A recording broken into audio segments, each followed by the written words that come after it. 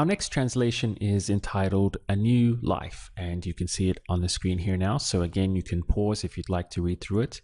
So let's get started with the first couple of sentences here.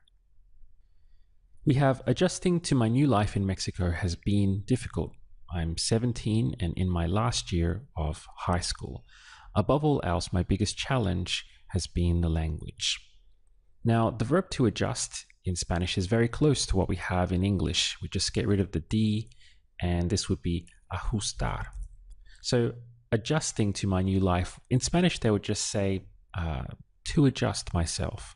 So they wouldn't bother with the ing or anything. So it would be simply ajustarme to my new life in Mexico. So take this. So it would be to my new life, nueva vida, and then en Mexico with an accent over the E. Has been difficult. So here we have another has been, ser or estar. I find one of the easiest ways is just to think about it in the present tense. So if you wanted to say it's difficult, you would be es difícil, or it's not difficult, no es difícil. So immediately you know that you're going to be on the ser side in the past as well. So this would be ha sido, and then difficult is difícil. So we have like this, difícil. So the first sentence, ajustarme a mi nueva vida en México ha sido difícil. I'm 17. So this would be tengo, right? We have to use the verb tener for age. And then 17, 17. And they would include the años. Tengo 17 años. And in my last year, they would put, and I am in my last year of high school. So, y estoy in my last year would be en mi último año, with an accent here. And then high school is secundaria. So de, like this, secundaria.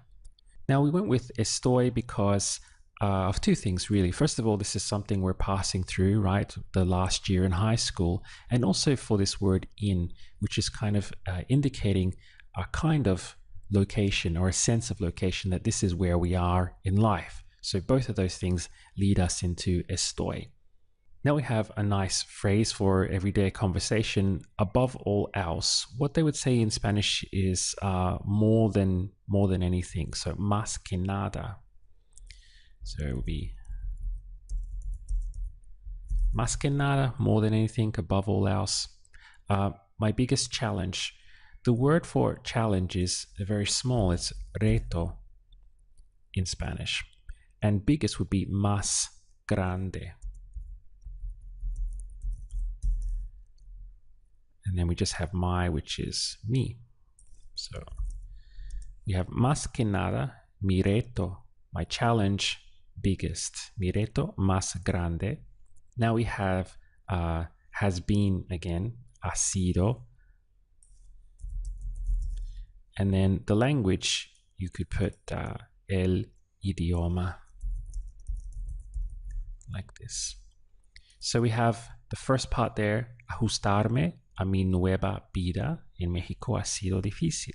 Tengo 17 años y estoy en mi último año de secundaria. Más que nada, mi reto más grande ha sido el idioma.